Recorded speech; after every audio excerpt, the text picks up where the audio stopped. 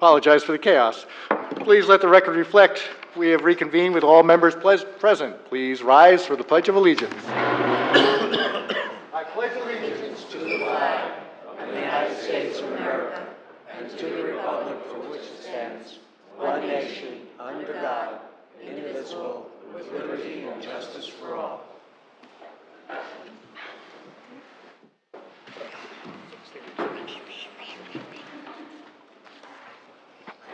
The mayor of Freehold Alliance is here.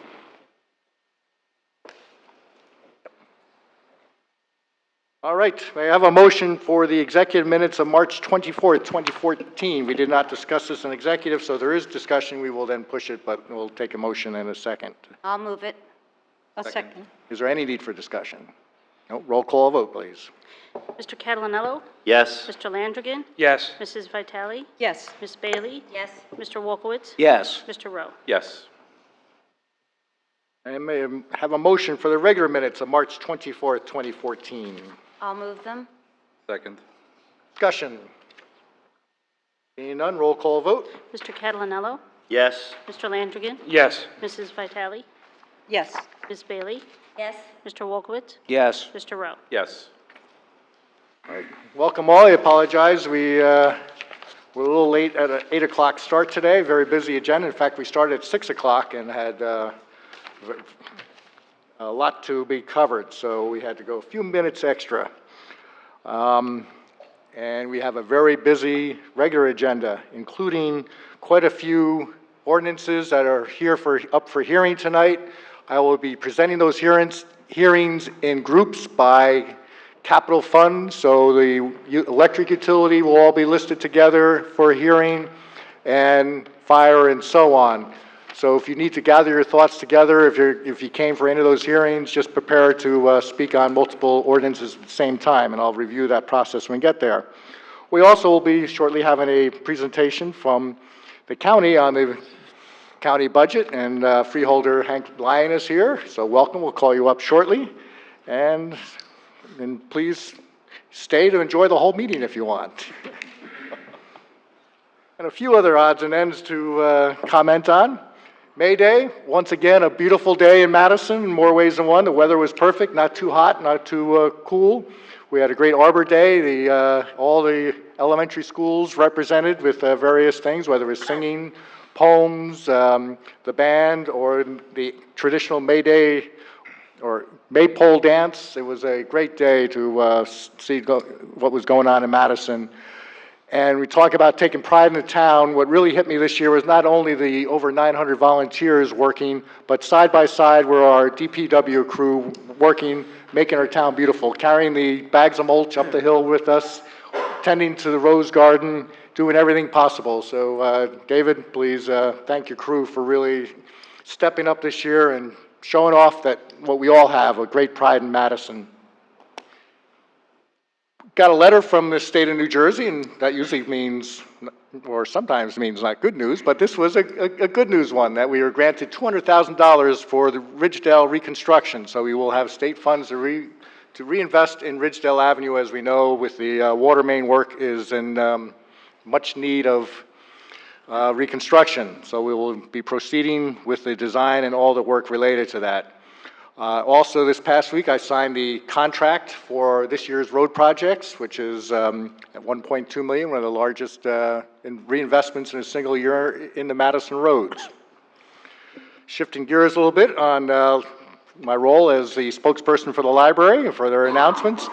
The library's Children's Services Department is busy getting ready for the summer. Kickoff celebration for the summer reading program will be Saturday, June 21st, with many activities planned for the children. This year's theme is Fizz, Boom, and Read, with the focus on science. A special summer reading program for teens will focus on the theme Spark a Reaction. Touch a Truck, the biannual event held by the library. Friends of the Library will be on Saturday, August 2nd. It's sponsored, as I said, by the Friends of the Library in cooperation with the Madison Area YMCA and the Madison Rotary Club. The Friends have designated the proceeds to support the Children's Services Department, and the day will feature all sorts of trucks that will be a delight for children of all ages. Also have a railroad exhibit, magician, face painting, and a balloon man. So save the date. That was August 2nd, Saturday. And their regular Tuesday morning rhyme time and Wednesday morning stories and more, and Friday morning Fun with Miss Carol continues to be featured this month. And also, library wants to extend a special thank you for the May Day volunteers from Madison Rotary Club. And we have some special anniversaries. I mentioned David Main before. On May 14th, David will be celebrating 40 years with the Borough of Madison. David, congratulations.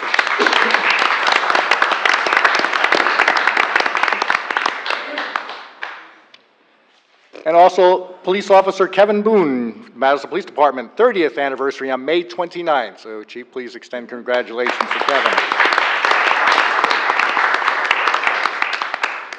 And Luke Cornine, Public Works Department, 20th anniversary on May 31st. Okay. And the Employee of the Month is supposed to be here right now, but has been delayed. So I will ask when the Employee of the Month does show up to give him a big applause, even if it's the middle of me speaking, cut me off and they recognize this person. But as a Yankee fan, I've realized the importance of having depth in your rotation. You know, a star pitcher goes down and your World Series chances go down with it. But in the Borough of Madison, when a star pitcher goes down, in Ray Cody, we have someone that can step up and grab that ball and lead the way. So recognizing for his work during the time that Ray was out, our Employee of the Month for the month of May is Jim Burnett for the competent manner which he carried out the duties, the responsibilities, the position of Borough Administrator when Ray was on extended medical leave.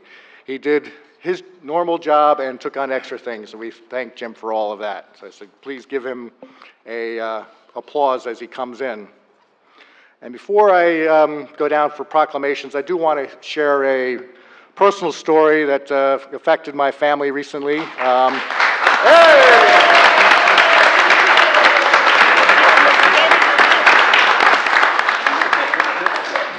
Ladies and gentlemen, the Employee of the Month of May, Jim Burnett.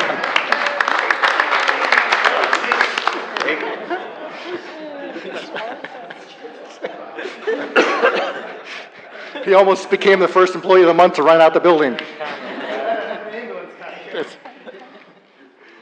But shifting gears a little bit, and speaking of ambulance, I want to share this story because it talks about the value of Good Samaritans and great training. In my brother's hometown in Pennsylvania, a week ago yesterday, he was in a bike race. Went down suddenly, and it turned out a cardiac arrest.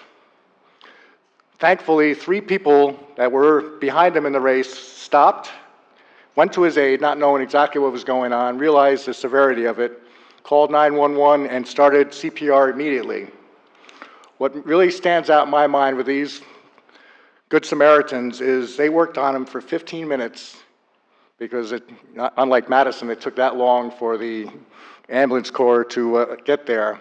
And for those that know anything about cardiac arrest, that CPR buys you time. It does not get your heart going. Until you get the AED on it, it will not, you don't have a chance.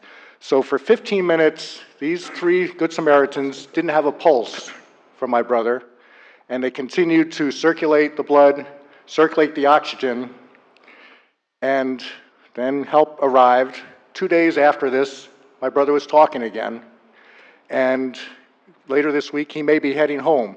And it would have been a far different story, but people took the time to learn CPR, and more importantly, saw someone in need and stopped. So I want to thank all those first responders out there that on a daily basis are saving lives that touch us all. So thank you.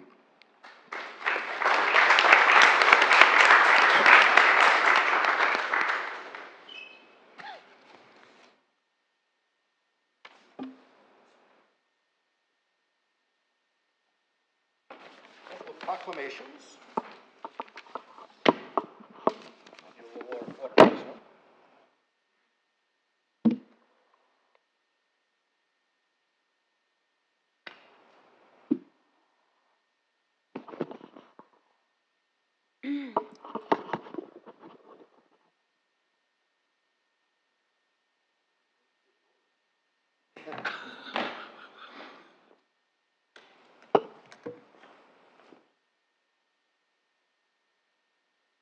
Chief Datchison, come on up, and you want to bring your officers up here? Come on up.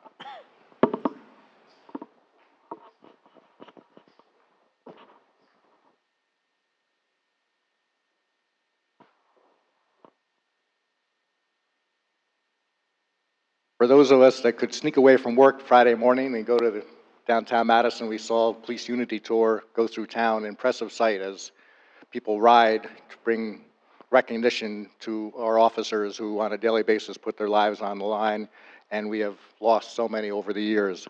So this is National Police Week, May 11th through May 17th.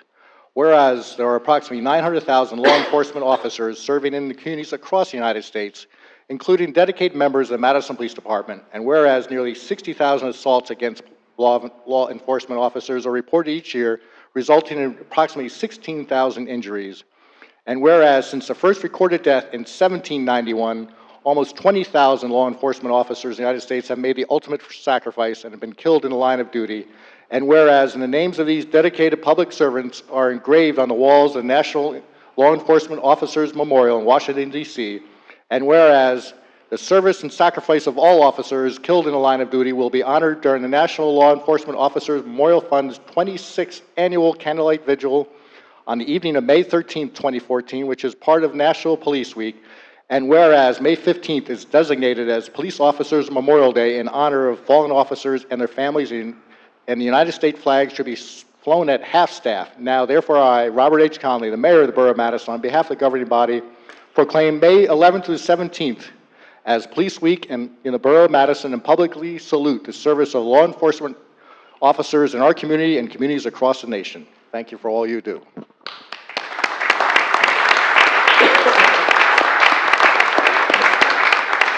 Members of the council, I am very proud to accept this proclamation on behalf of the dedicated men and women of the Madison Police Department and for all those that have lost their life in the line of duty. Thank you.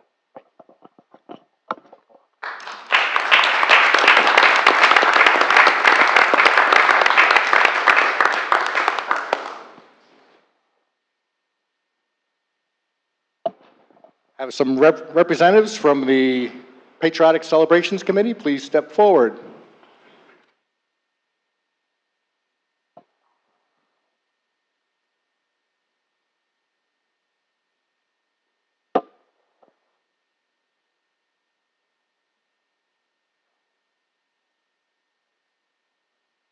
This is just a part of our committee that works so hard to make sure those that serve our country are recognized, whether Veterans Day, Memorial Day, for those that lost their lives for our country.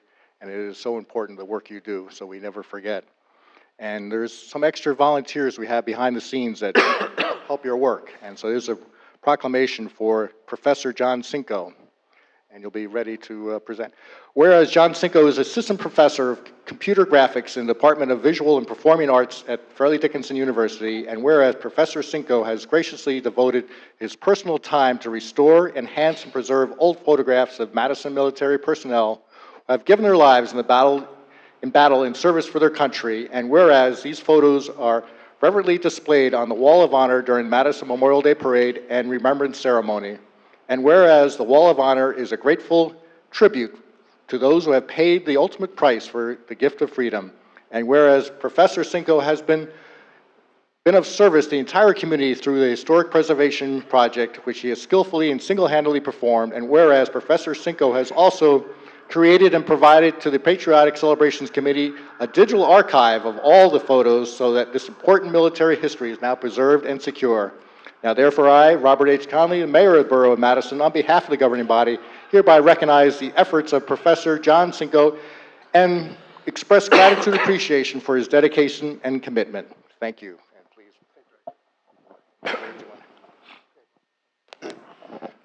please. Professor Cinco expresses his gratitude to the council and to the citizens of Madison for this honor. Actually, he said it was his honor and privilege to work on this.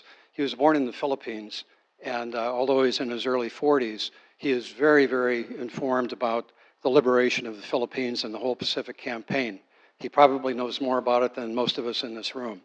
So he has a terrific admiration and almost a reverence for American military servicemen and women. And he just wanted to quietly be of service This might have been overwhelming to him, but rest assured that the four of us are going to go over to Fairleigh Dickinson, present this to him, and thank him personally. Thank you for this honor. Thank you. Thank you for all your work.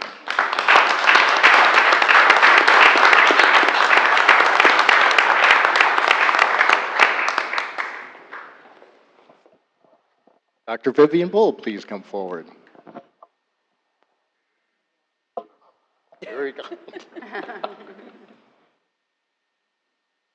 Special recognition for someone who has been a part of Madison for so long and part of a key part of Madison, Drew University, and now you're moving on to who knows what your next adventure will be, because I don't think you were expecting this adventure either at one point. So whereas, as a member of the economics department, Dr. Vivian Bull taught at Drew University in Madison for more than 30 years.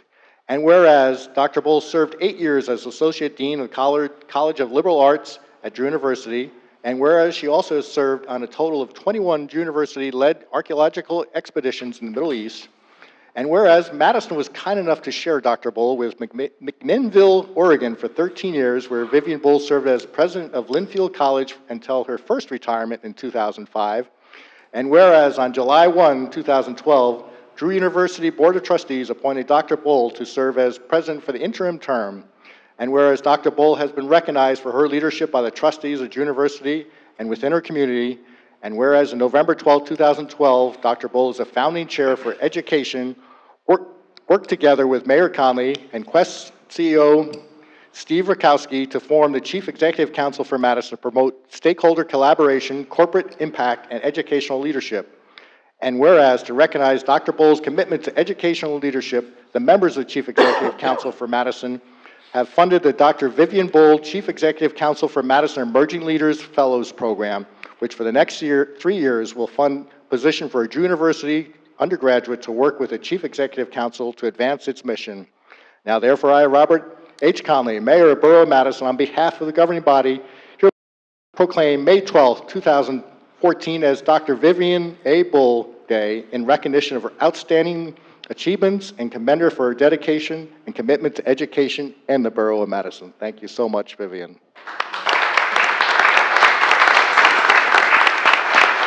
Thank you very much. I was a little concerned when I saw all the police here when I came in, but I realized it was not those days in the 60s anymore, so you all must be behaving. Bob came to Drew in 1955. I joined him here in 1959. And in 61, we decided we couldn't live in student housing anymore and moved into the community. Kelly Evans, whom some of you will remember, was the person we worked with, and we bought that old house, the old copper house, up on Prospect Street. The night before we were to take possession, Kelly came, asked us to come into the office, and he said, "I forgot to tell you something." And we said, "Well, what's that?" He said, "The person who lives behind you, Mr. Robinson, is black." And I said, "Is he the first one to live on this side of town?" And Kelly said, "Yes." I said, "Then I am more honored to buy that house than I ever was before." And that was our introduction. Belmont Street at that time was pretty much of a slum. And once the Y and the library came and Belmont opened up, the Robinsons were leaders in helping to restore that street.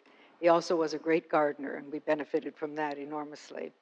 We appreciate having Drew much more a part of the local community now, and we will continue to work to have that happen. For a while, you know, we were expected to be up there on the hill. We were all the rich people who could go to college. And that's changed, I think, enormously, and Governor Kane, as president, helped bring that about, but also the willingness of the community to welcome the college and see it as an integral part of the community has been much appreciated. So I agreed to take the position for 2 months, and that was 26 months ago.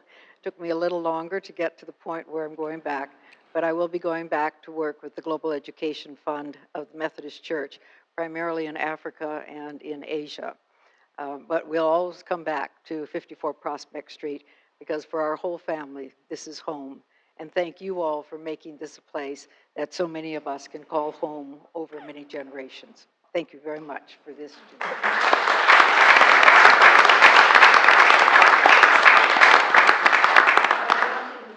24/7 in the library until exams are over, and we're all being expected to show up periodically to make sure they're studying. So I have to go on to the next appointment. Well, thank you, Vivian, and thank you for making Madison your home.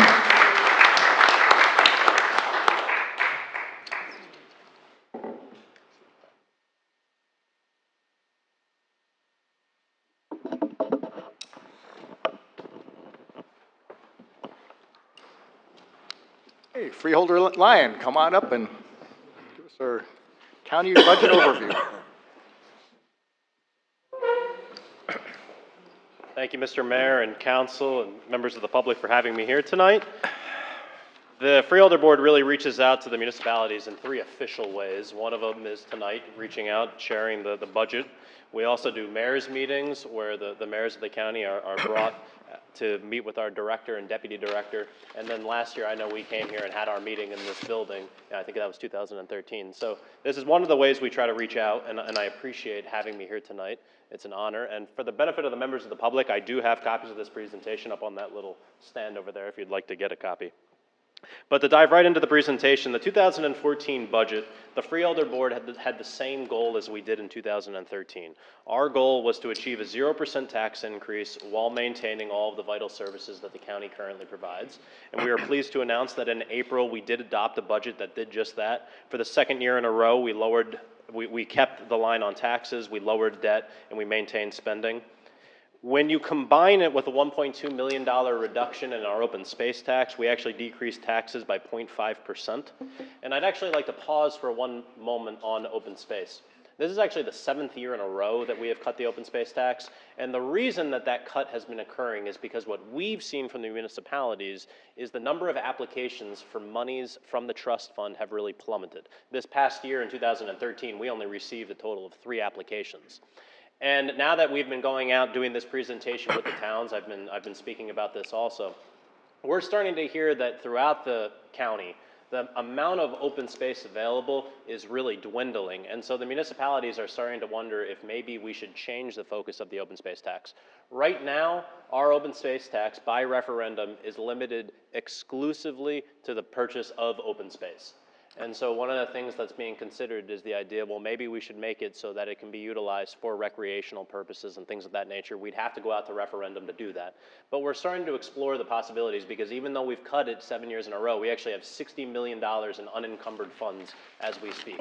So it's something that we feel the program can continue on for many years with that $60 million cushion, but in the future, maybe we should shift it to start using it towards recreation. But at the end, I'd appreciate your feedback, comments, suggestions, any thoughts you have on that.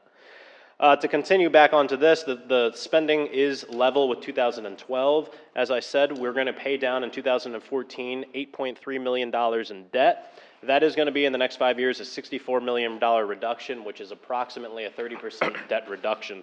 And we're doing this all while maintaining the services that we have. On the next page is just a snapshot of county finances going back to 2008. Here we are trying to really capture the period since the economy turned south. So you can look over that as you would like. Although I will highlight the line item expense change. In 2013, you saw it went down $6.2 million, and this year it went up $6.2 million. In each of those cases, what that is it's changes in what I'll call state aid.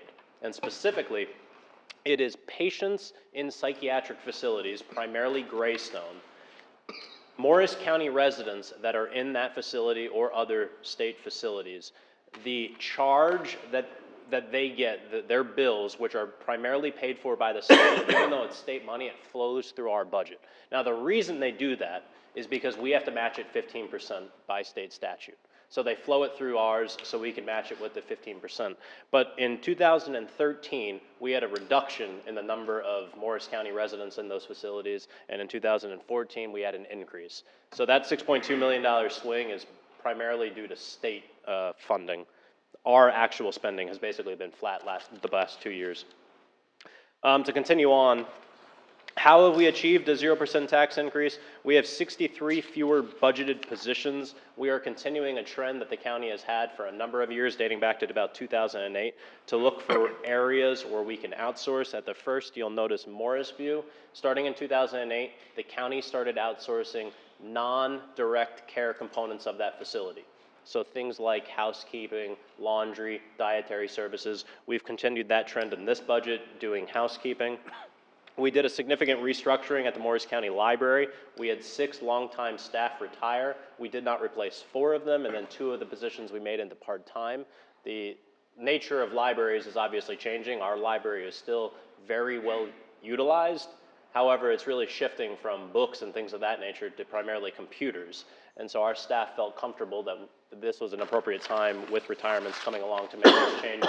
That saved about $447,000. Structurally, the biggest change that we did was we merged our Department of Planning and our Department of Public Works. That was not aimed to save money. It was really that the administration felt that there were synergies between those 2 departments. But we did incur some cost savings when we did that. It was a little over $100,000. So again, that wasn't to save money, but it did incidentally save money. We did some changing in the Department of Administration, and Employee Resources, and the net result of all these different tinkerings that we've done is that our salaries are actually lower in this budget than in the year before, and that's the 2nd year in a row that we've had that. A significant change that saved us dollars was we actually outsourced 3 of our golf courses. Again, previously, we had taken 1 of our golf courses, outsourced the operations. We saw decreasing expenses and increasing revenues. And so we felt very comfortable moving ahead with the other 3. That was a planned move to do 1, see how it goes, and then if it went successfully, to do the other 3. And so we continued that trend this year. And then the last thing I want to mention is we are recognizing $1.1 million in additional revenue for the county clerk's office. The revenue in that department is really tied to the real estate market, and we have seen a bit of an uptick in terms of the number of deeds and mortgages being filed there, and so we've increased the amount of revenue there by $1.1 million. To continue on, the next page is just a pie chart of where county resources are being invested. And to give you an idea of the direction we'd like to go, the capital debt portion, we want to shrink that piece of the pie. And the hope is that either then the total pizza pie decreases, or we can shift money to the other areas of the pie. And I will talk about why we feel confident that we'll be able to reduce our capital debt portion in a moment. We do have a handful of increases in the budget on the next page. In public safety, we've had some enhancements to the sheriff's office. We are providing forensics training for all municipal police officers. We are continuing to work on and improving the countywide sheriff's emergency response team, the CERT team. And we also have some New Jersey mandated courthouse security enhancements. Periodically, the state will come around and do a review of our county courthouse, and we have to do some enhancements there. We have a shared service agreement to provide health services that we went into this year with Morristown. That will save both entities some money. We increased our capital improvement fund by $725,000 up to $2.3 million. That is cash that we are paying for capital expenditures. So it is either literally paying for cash rather than taking out bonds, or it's putting down bigger down payments, things of that nature. But again, we are attempting to do more pay-as-you-go rather than taking out debt, and so this is trying to work towards that. And then we also, on the operating side, increased our winter operations by $200,000, buying some new equipment, taking on some pothole repair equipment. But then on our capital side, we also increased it very significantly, which I'll share with you in a moment. And then we do have some state mandated costs. We have the $859,000, that's the state psychiatric cost that I was talking about before. And then we also have a significant increase in pension costs, which is particularly significant since, as I said before, we actually have fewer employees. So if you look at it on a per employee basis, it's going up quite rapidly. And so it's something that we're watching very closely and trying to come up with ways on what we can do to prevent that from increasing. The next page shares some of our services. We do have a $317 million budget, so we do offer a number of services. We provide over 490,000 meals annually through our different nutrition programs. That is both home-delivered meals, and we have a number of senior sites spread throughout the county where people can go and have a meal and have community. Morris View Healthcare Center, it remains home to 283 individuals. We have level funding for the County College of Morris, the School of Technology, and the Morris County Park Commission. And then, aside from being the chairman of the Budget Committee, I am also the liaison to Human Services, and we provide a significant number of other human service services. To continue on public safety, we provide a myriad of public safety functions, and what I really want to highlight is at the very bottom there, the Juvenile Detention Center, the Youth Shelter, and the Medical Examiner's Office. All of those are shared services that we do with other counties. We are the host county, meaning they come to us because we are doing it with places like Sussex and Warren, which are much smaller than us, so our facilities can really handle them, but ends up saving all of the partners money. We get increased revenue, therefore decreasing taxes, and they decrease their actual expenditures. Onto the capital budget, we're really focusing on roads and bridges. These numbers are actually out of date, or they will be as of this Wednesday freeholder meeting in 2 days. And so I will explain that in a moment why. We have $14.2 million going towards roads and bridges in this budget. That's $7.5 million for bridges and then $6.1 million for roads. Of that, the county portion is $2.2 million, which is a 55% increase. As I believe every government in New Jersey is, we get a significant amount of revenue from both the state and federal government, and so our portion of this is $2.2 million. The reason I say it's out of date is actually on Wednesday, we're going to be introducing a capital ordinance to actually increase the road money by about $2.5 million. Right now, as you drive around, it's practically like you're on an obstacle course with all the potholes. It's been a terrible winter, and so we do recognize that, and so we're going to actually end up taking that $2.2 million and we will be able to more than double it. On the right of this page, you'll see our overall county debt. Now, our goal is to have a decreasing overall level of debt. And so if you see here, really since 2012, we've had a reduction. Now in 14, we've picked it up a little bit because we had such a bad winter, but we really feel that given the winter, given the condition of the roads, we should reinvest.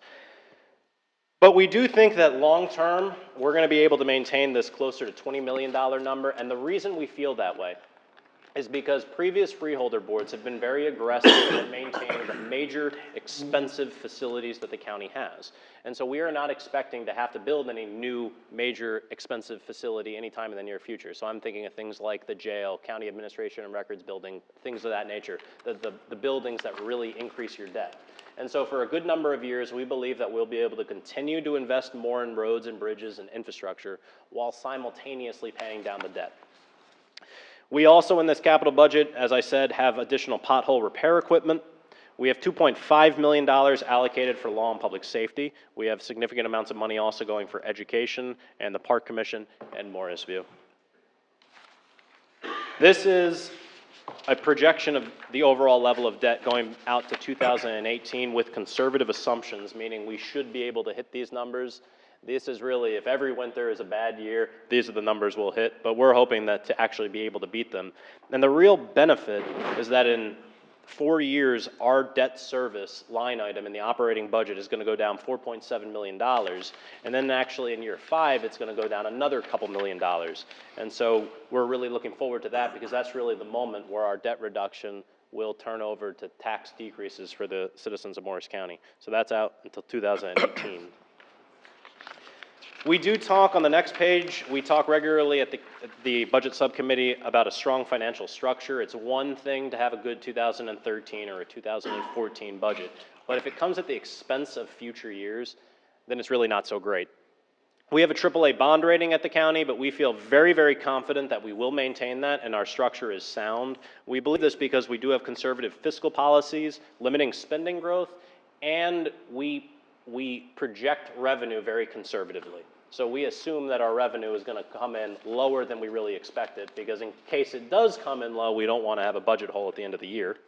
We have reasonable contract terms in terms of our labor agreements. We're also now addressing long-term healthcare liabilities. We've been negotiating and we have successfully done so with several of our different bargaining units away from providing lifetime health benefits for employees depending on the circumstances. We've been able to do that in negotiations voluntarily with the unions, so we feel very, very happy about that, and we're happy that they've worked with us. We also will continue to be in a stronger financial position as our debt reduction plan continues, and a significant part is that we have a very prudent use of surplus.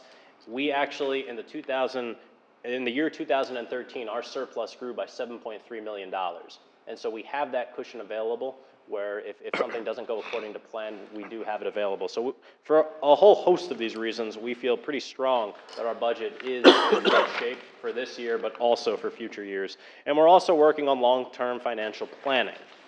On the next page, one of the major things that we really want to work on is an approach to budgeting, where what we have found is that oftentimes at the county, we tend to focus exclusively on the budget. So what are your budgeted numbers? How many budgeted positions do you have in the budget? What we want to focus on more so is really actual numbers. What matters the most is how much are you actually spending? How many employees do you actually have? You have to track both, but at the end of the day, I would argue that your actuals are the most important. And so we're working with our department heads and the administration to look at actual numbers and work with the budget committee on a monthly basis with those numbers. But then we also, starting in 2014, are doing periodic quarterly reviews with the overall freeholder board, because while it's a committee of 3, we really want to operate as a team of 7 and keep everybody up to date. So that's a plan that we're trying to push. And then the last page is, in a lot of ways, our most important page, which is risks and opportunities for our budget. We have identified a number of risks that we have to watch out for. One is managed Medicaid funding reduction potential at Morrisview. The Morrisview Healthcare Center gets the majority of its money from Medicare and Medicaid from the federal and state government. And with all the changes going on in healthcare at both of those levels of government, we are concerned that we're going to get reductions at our facility. We have started to address that we have assumed that cuts are going to occur, so that if they do occur, it's not quite as sudden and we don't really go off of a cliff. If they don't occur and we're wrong, well, then we're in that much better of a position. But we have started to address it, but nevertheless, it is something that we have to watch out for. We do have potential exposure to solar bond guarantees with the solar program that was put into place in 2010 and 11. We are working very hard. As people may know, it's in litigation. We're working to limit that exposure. We hope that we can, but it is something that's potentially a risk to our budget. We're concerned by the failure of the state legislature to renew the salary arbitration cap and the health benefit contribution laws. Those have been very beneficial to the County of Morris, and if they're not renewed, we could face problems. And then we're also just concerned with continued increase in the pension costs that I mentioned before due to legislative inaction or unfavorable arbitration rulings. But we do have a number of opportunities, we think, for this budget. One thing, we are looking at the potential savings to going to a self-insurance health plan model. We've been looking at health care for quite a few number of years now, and we've been able to save significant amounts of money by tinkering around the plans that we offer to our employees. They've voluntarily changed to less expensive plans, and so now we're taking the next step that we hope is actually going to be able to save several $1 million. Just as an example, if we go to a self-insured healthcare plan model, we would actually save about $1 million just by avoiding a new special tax that's in Obamacare. So we do believe that we could save significant amounts of money if we were to change, but it's something we're looking at over the course of 2014. We are continuing to do operational reviews, looking for efficiencies and savings. And then the last opportunity may be more of a wish, but we're hoping for the passage of the governor's proposal on sick pay and civil service reform. But with that, I really want to turn it over to you for any questions, comments, concerns, anything, suggestions, whatever you have for me. Council, any questions, comments? Pat? I'll always have something to say.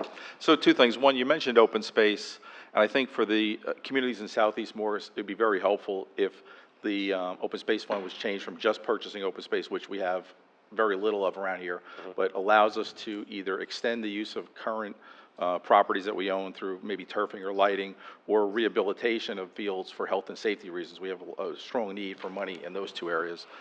The other is something that we're working through as a community, and that is the increased development along the both Park Avenue and Madison Avenue corridors.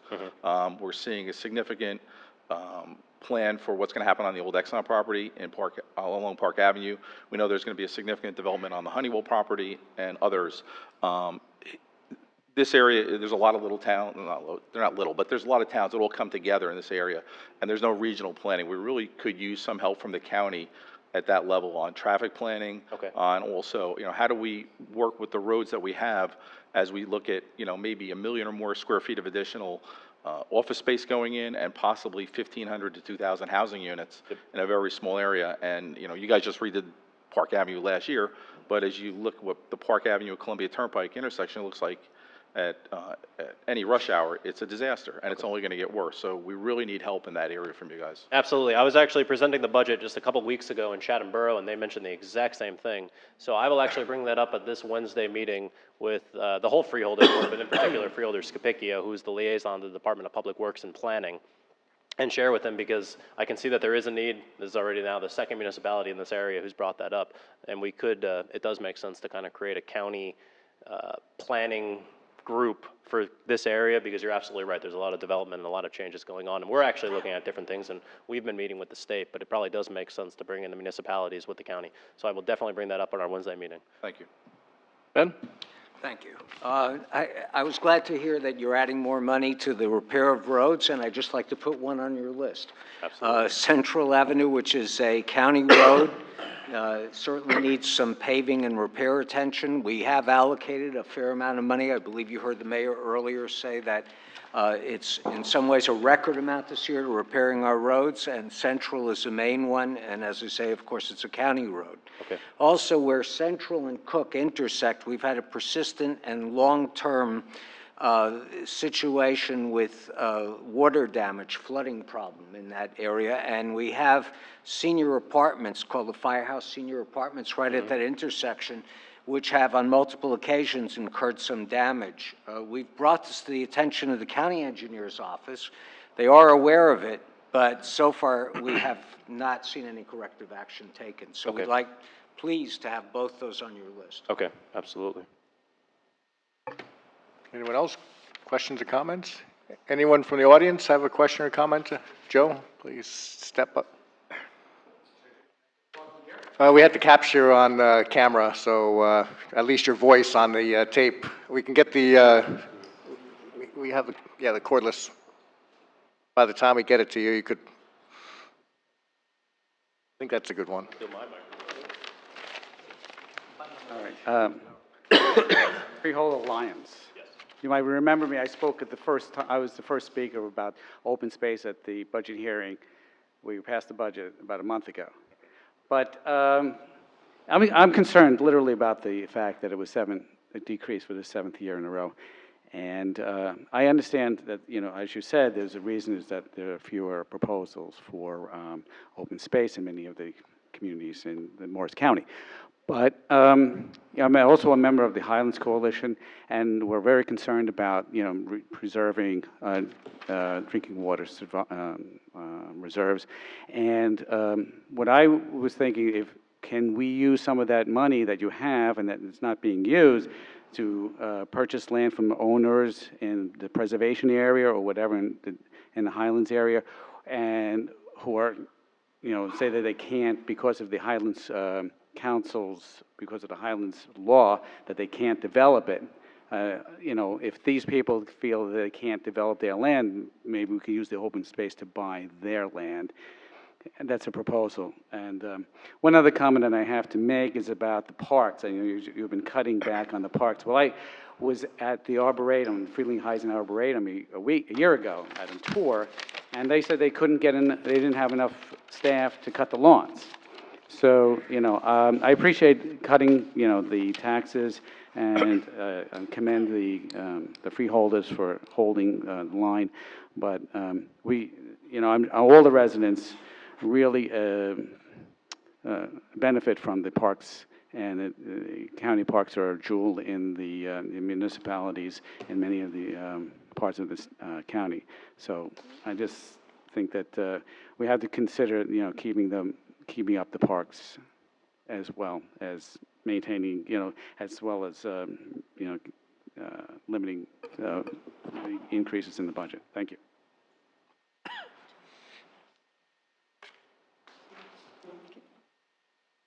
Carmella? Hank, I have a question for you. We have a pretty aggressive road construction going on this year. It's like $1.2 million because there's a lot of roads that are in disrepair. Yes. One of the things that we really like doing is making sure that our sidewalks are safe as well.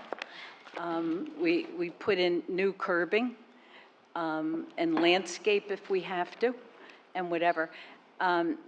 When the county does a road, basically, like Central Avenue. I mean, we're kind of used to seeing good curbing and good sidewalks and whatever.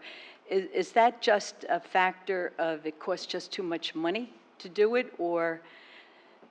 The policy for forever, and I believe the policy was initially implemented many decades ago, is that the county does not get into curbing, so we only do the roads. I believe that the reason that the county adopted that, obviously I wasn't there at the time, but I believe that this is the rationale for it.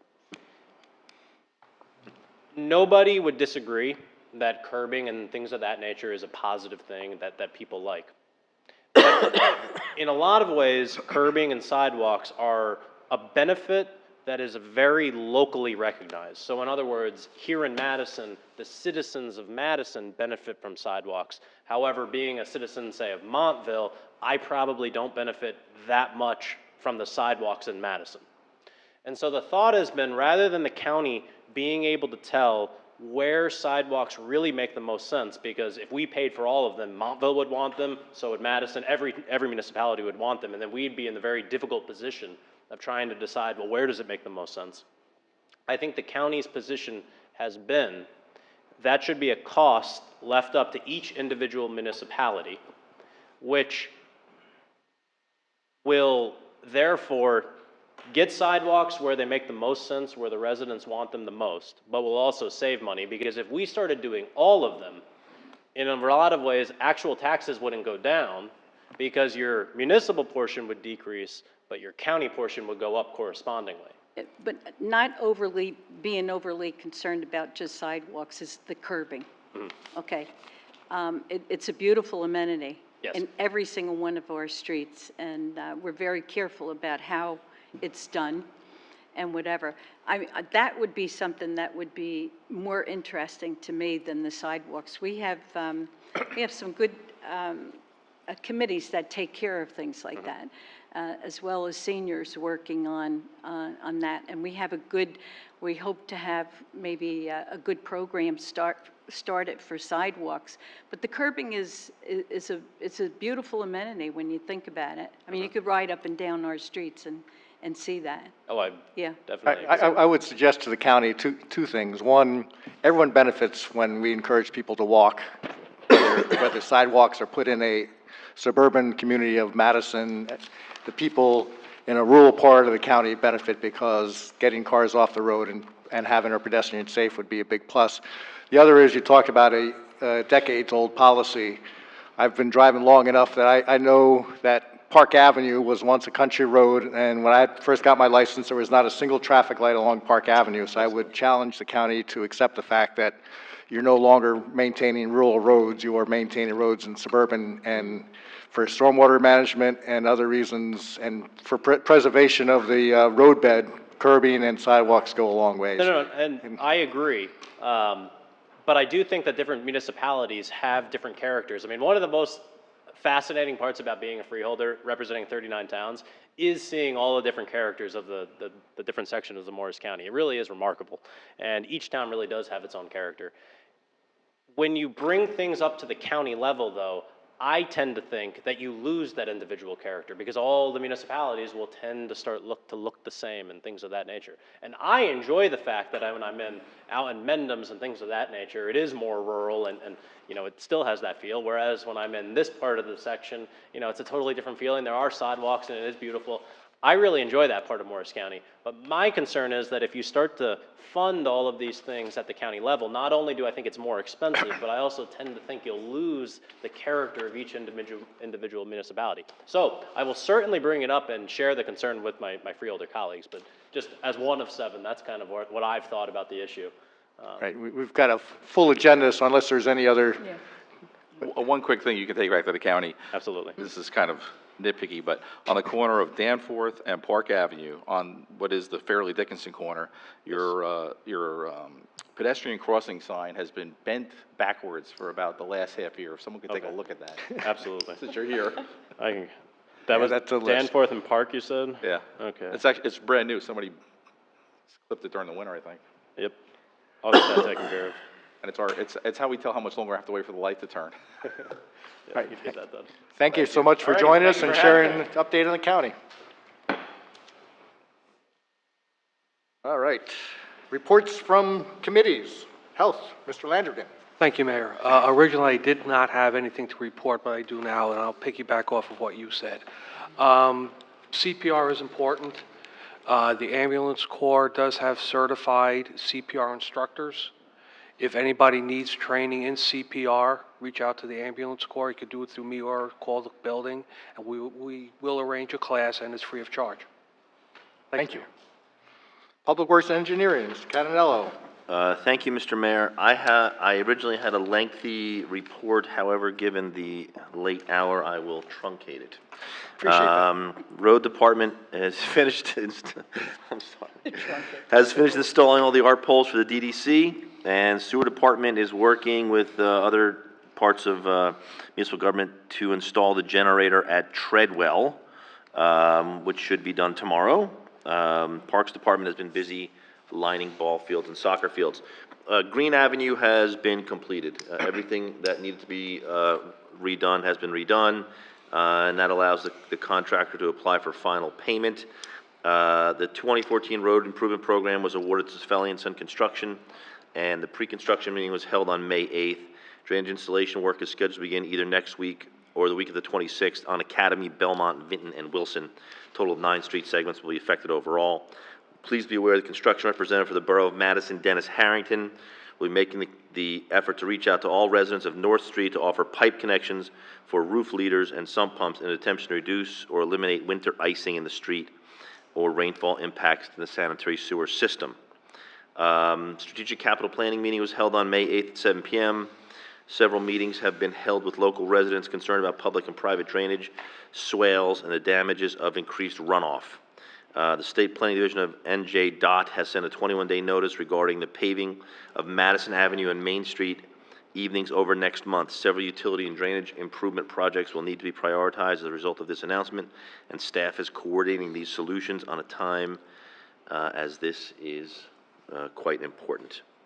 I'll leave it at that. Thank you for our utilities, Ms. Vitale. You truncate mine. Yeah, he wants me to truncate too. Okay. All right, here I go. From the Electric Department, began pole transfer at the Kings Road substation, very important. Installed and transferred a new pole on Park Avenue. And installed a new down guy and anchors at East Street and Loveland Street. From the Water Department, I think one of the best things that they've done is that there's a new water main tap for 2 new services. On the new houses on Barden Street, and the 2 services are going up on Strickland, the Habitat for Humanity houses. So that's good. Besides doing their markouts, they've been doing meter replacements and installations and outside registers. Lots of shut-off of services for the demos and demo permits. And they have ongoing chlorine maintenance of the equipment at the wells, and water sample analysis is ongoing as well. That's it. Thank you. Public Safety, Ms. Bailey. Oh, thank you, Mayor. First, I'd like to announce that Madison's going to celebrate National Trails Day with the opening of our new trails at the Madison Recreation Center. It will be Saturday, June 7th, 11 a.m. to noon. We will have refreshment tours and ribbon cutting. So we're very excited about that because that's the passive portion of the Madison Recreation Center. And we also received a small grant from ANJAC for the Invasive Species Management Plan at the MRC. And work on that has been progressing since April, and congratulations to Stephen Stocker, Betsy Ullman, and the Madison Environmental Commission for obtaining that grant. And then we have another grant. The fire department received a FEMA grant, a federal grant, to replace all of the self-contained breathing apparatus and air cylinders with new modern state-of-the-art units. This is a tremendous increase in the safety of our firefighters and a very big financial savings to Madison of $132,000. We had planned to put it in our 2015 budget, capital budget. We don't need to do that now because the government came through for us. So that's great news, and thanks to the Fire Department, and Kyle Whitman, and the Fire Chief. Thank you, Mayor. Thank you. Finance Borough Clerk, Mr. Wolkowitz. Thank you, Mayor. I too will keep my comments on the brief side. We are now, of course, tracking actual expenses versus budget, given that we have a budget in place, and so far so good. We're tracking rather well. The only exception would be at the beginning of the year. We've spent a fair amount of time speaking about this, where our overtime expenses were higher than usual, and our winter was a lot worse than usual, so there's cause and effect there. I'm hopeful, although I'm not sure, but I am hopeful that very soon, possibly even the next meeting, I'll be able to bring to you a proposal for the draft electric rebate program.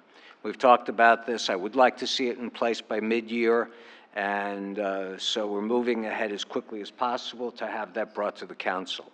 The Audit Committee will be meeting tomorrow with the outside auditors, and we'll be reviewing the 2013 audit and some related topics to it, and I'll be back to you with reports if indeed there are any worth making.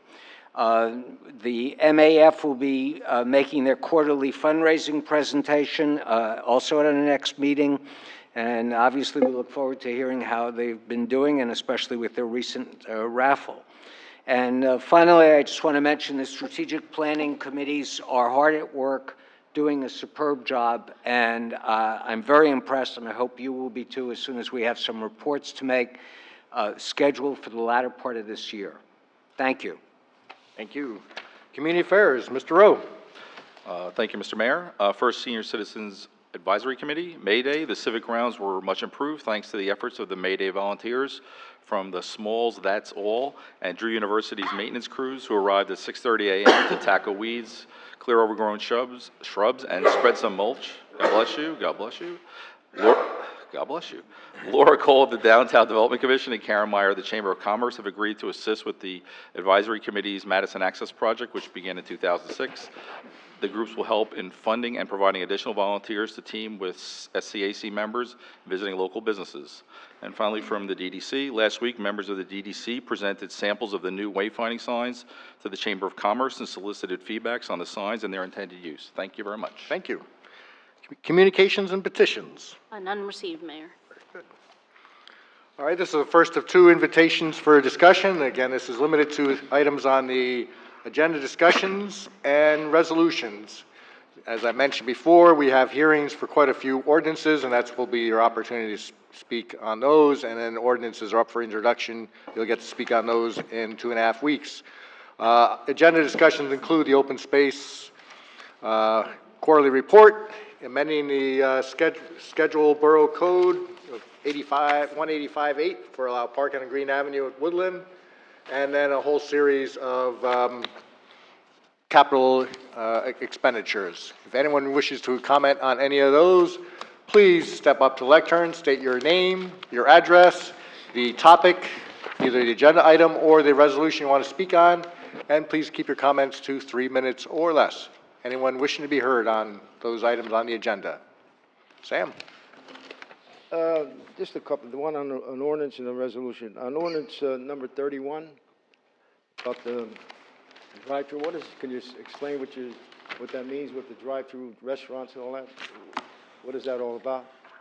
We'll just, we have that, that is an agenda discussion, so we'll make sure we go over that when we come to that agenda item. All right, and explain to me, like on resolution 148 about the non-union salaries, and can you explain what that means there? Like, we have to readjust salaries or something? What does that mean? On resolution 148. That one has been pulled, so we'll explain that one at. Oh, that's not going to be talked about tonight? No. Okay. Thank you. Thank you.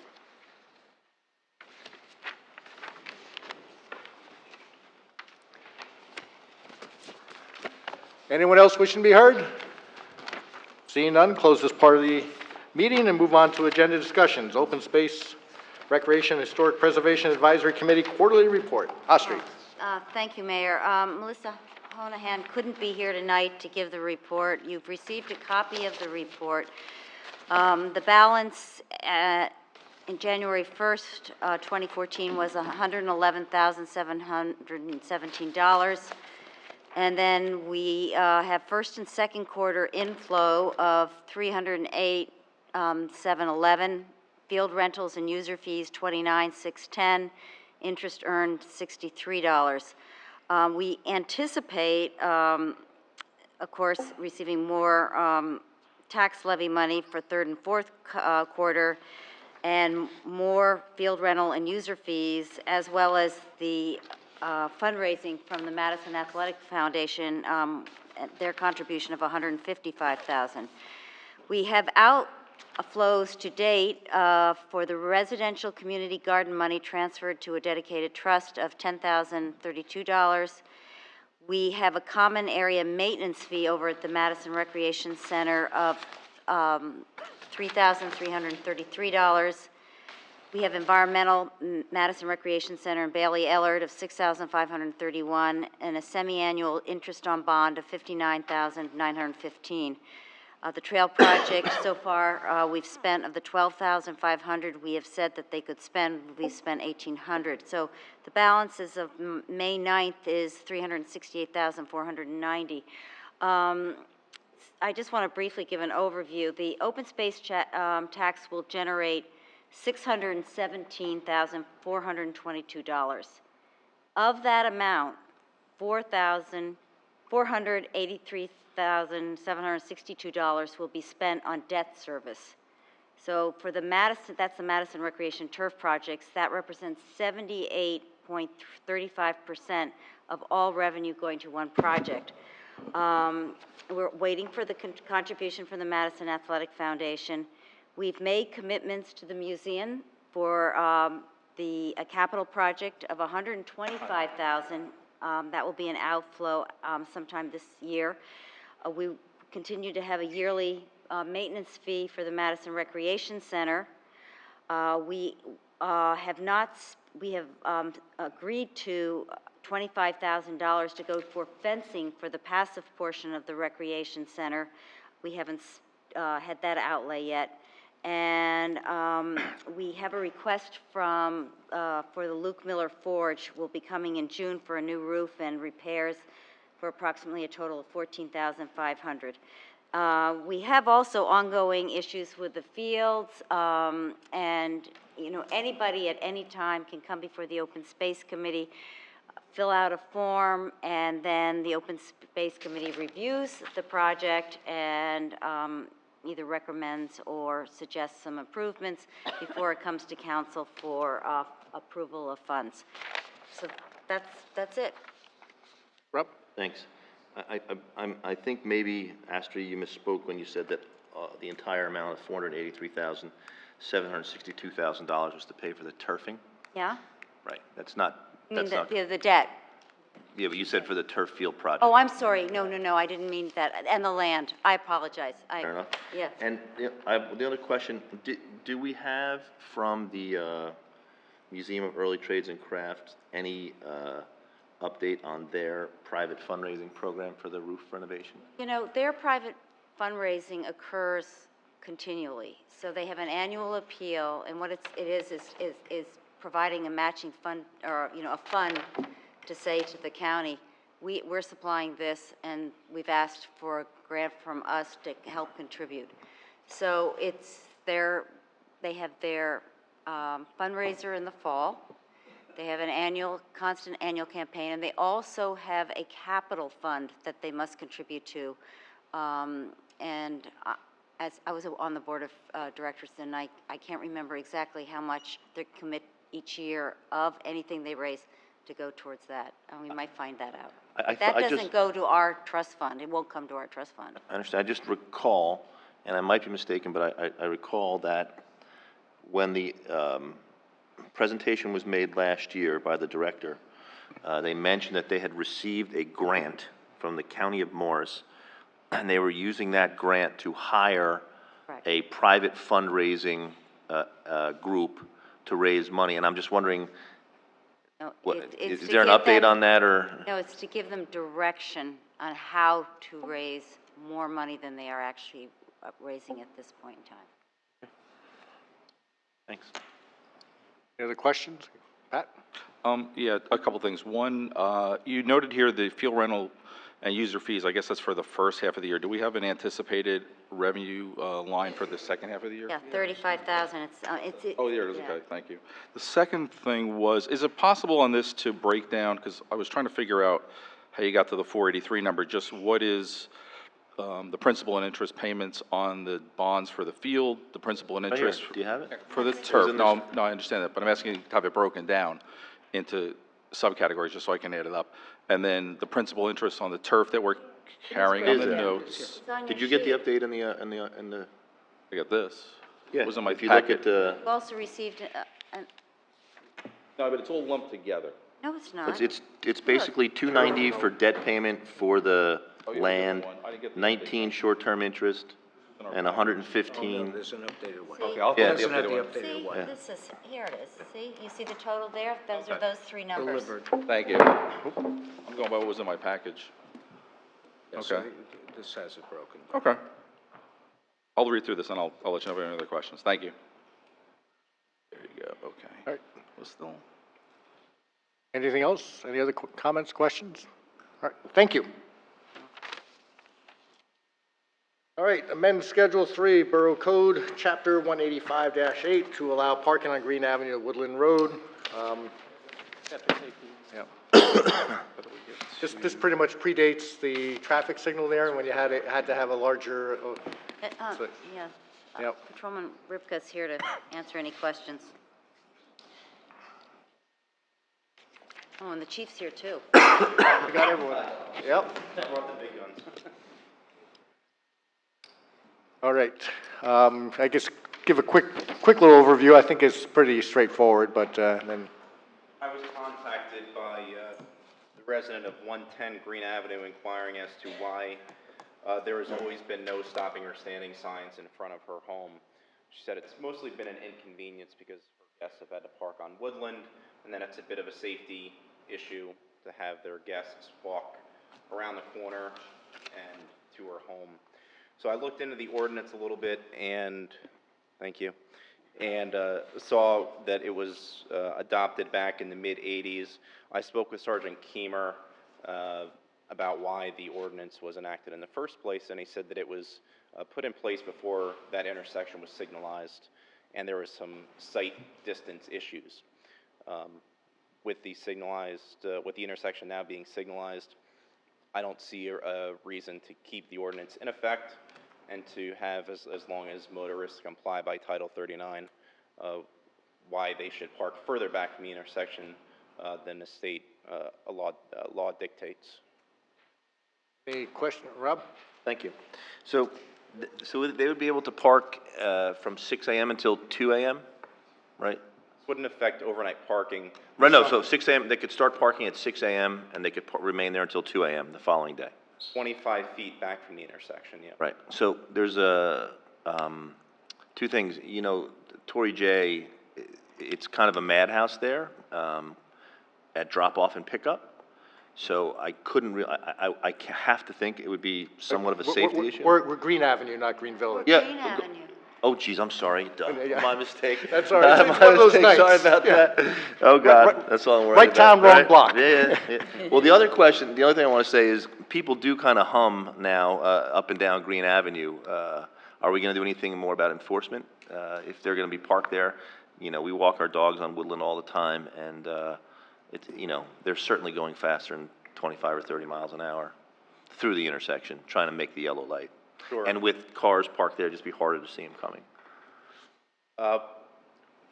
One thing I've noticed, that, or at least in my own opinion, this isn't based on data, is that when the roadway is not as wide or doesn't appear as wide, cars slow down. It's why when they put the new yellow striping in, why they do 2 sets of the yellow striping to make the road appear more narrow.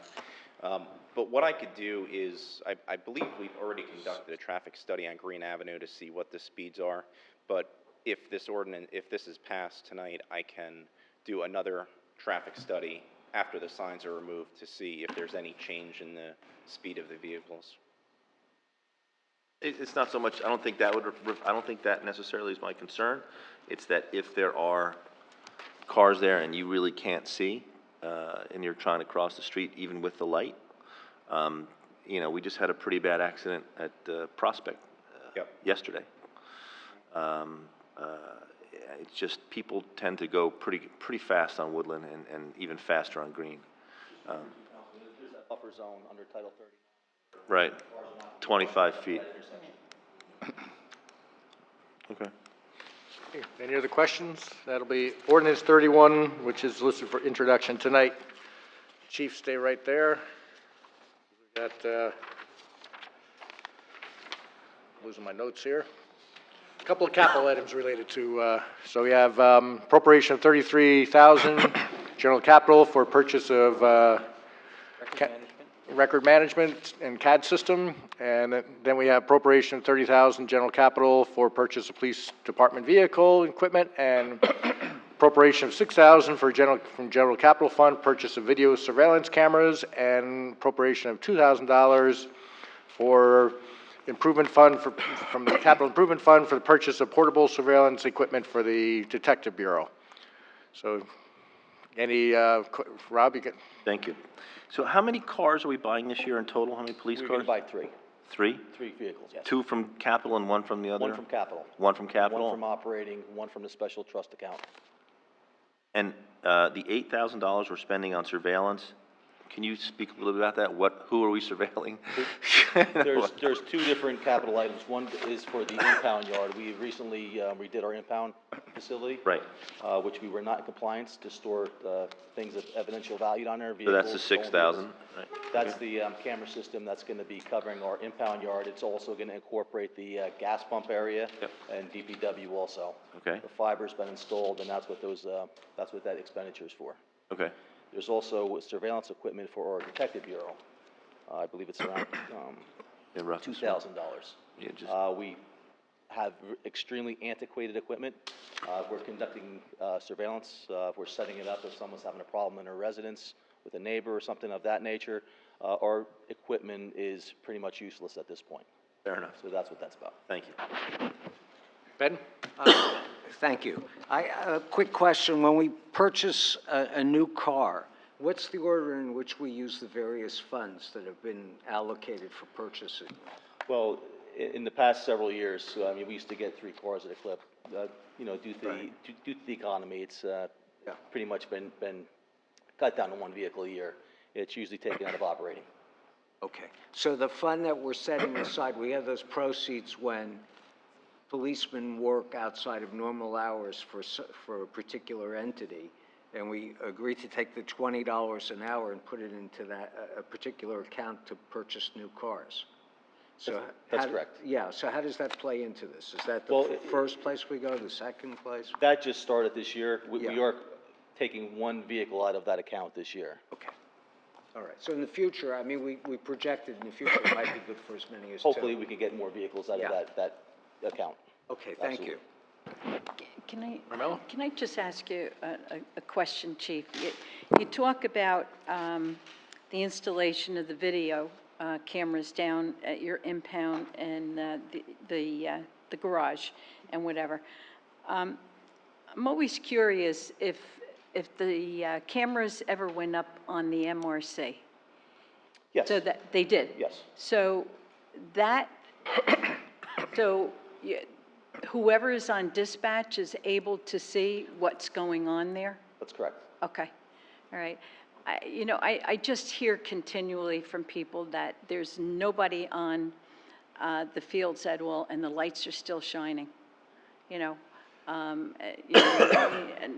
it's a conservation thing, a little, environmental and whatever, and if nobody is there, our dispatchers do monitor that, and they are actually able to turn those lights off remotely from the desk. Right, okay. Yes. So that's happening? Yes. Okay. Okay, any other questions for the chief? These are ordinances 25 through 28 that are listed for introduction. Thank you. Thank you. All right, next 2 are appropriations. Number 7 discussion item is 60,000 from sewer capital improvement fund for purchase new sump pumps, and appropriation of 40,000 sewer capital improvement fund for sewer pump station upgrades. David?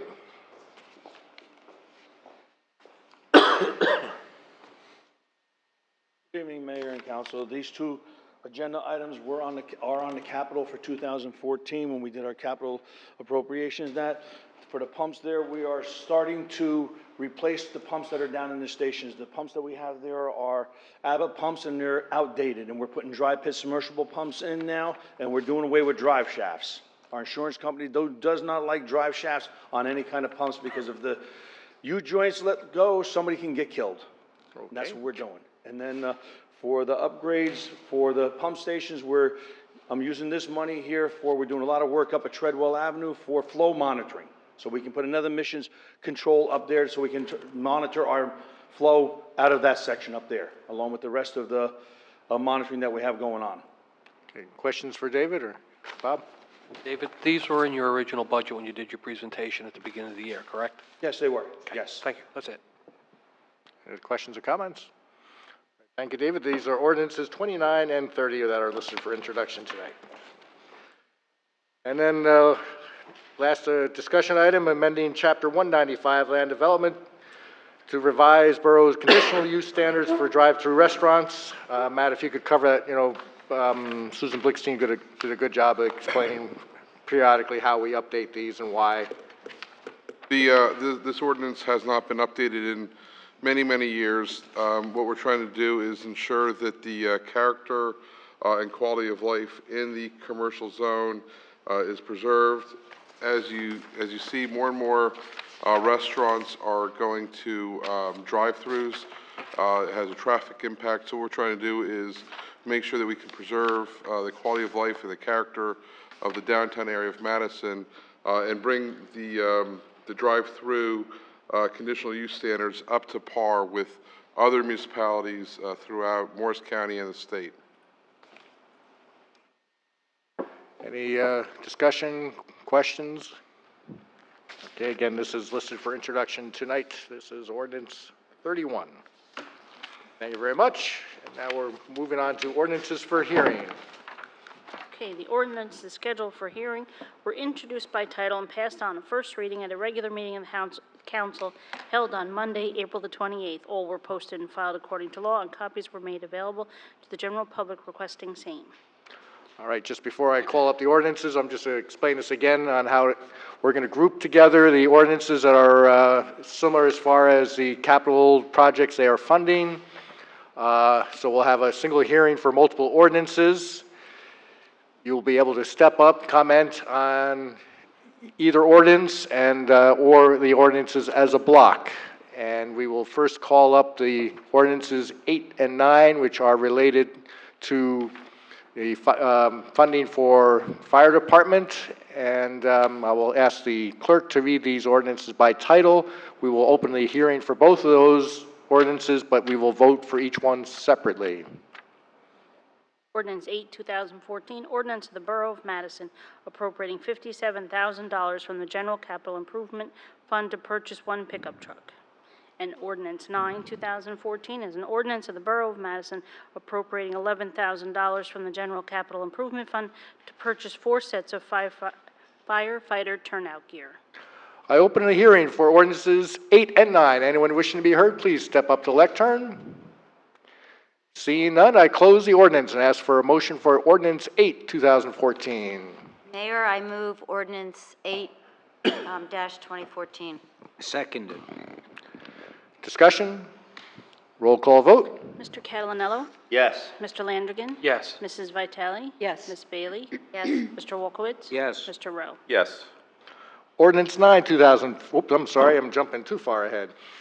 I declare ordinance 8, 2014 adopted and finally passed, and ask the clerk to publish notice thereof in the newspaper and file the ordinance in accordance with the law. And now call up a motion for ordinance 9, 2014. Mayor, I move ordinance 9-2014. I second it. Council discussion? Roll call vote. Mr. Catalanello? Yes. Mr. Landrigan? Yes. Mrs. Vitale? Yes. Ms. Bailey? Yes. Mr. Wolkowitz? Yes. Mr. Rowe? Yes. I declare ordinance 9, 2014 adopted and finally passed, and ask the clerk to publish notice thereof in the newspaper and file the ordinance in accordance with the law. We will now be opening the hearing for ordinances 10 and 11. And ask the clerk to please read those ordinances by title. Okay, ordinance 10, ordinance of the Borough of Madison amending Oh, section... I'm sorry, it's just ordinance 10. We are, Let's just take... Just 10. yep. Okay, ordinance 10, 2014, ordinance of the Borough of Madison amending section 185-29 of the Borough Code to prohibit parking on the south side of Burnett Road during school and sporting events. I open the hearing for ordinance 10, 2014, for anyone wishing to comment. This is the hearing first, Austri. Oh, the Yep. hearing, oh, Anyone in I'm the public wishing to comment on ordinance 10? Seeing none, let's have a motion, and then Okay, we'll... I'll make a motion to move 10, 2014. I second it. Council discussion. Austri. Thank you. I would take out the word sporting events because, and just leave it at events, because there's like the band contest where the cars are up and down Burnett Road, and there are other events where the fields are used for non-sporting events. So I would recommend that we just use the word events in the ordinance. At a, That de minimis That would be a change? material change. You'd also have to A take the word material school change. out then. Yeah. What? You'd have to take the word school out also, because then it would be during school events, so therefore, if you had the platypus tournament, that's not a school event, and this would not apply. Right, you're right. I think you so we have should reintroduce, go back to Well, the... what I would do is I would adopt this ordinance, and we And can then- amend it again. Okay, yep. Okay, I mean, at least it'll cover sporting events right now. Wanted to cover That's sporting cool. events. You're talking about any type of sporting or extracurricular events. Correct. We have At the to change school, whether it's school-sponsored or at the school facility, is what you're talking about. Yeah. Yes, Correct? yes, so That's we the way need it's to, currently we need Yeah, to so amend it. then what I would suggest that you guys do is adopt this, and we can introduce an amendment to it again and amend it again to further clarify. Okay, But if you move to table it, then you have no ordinance in place whatsoever. okay. Okay.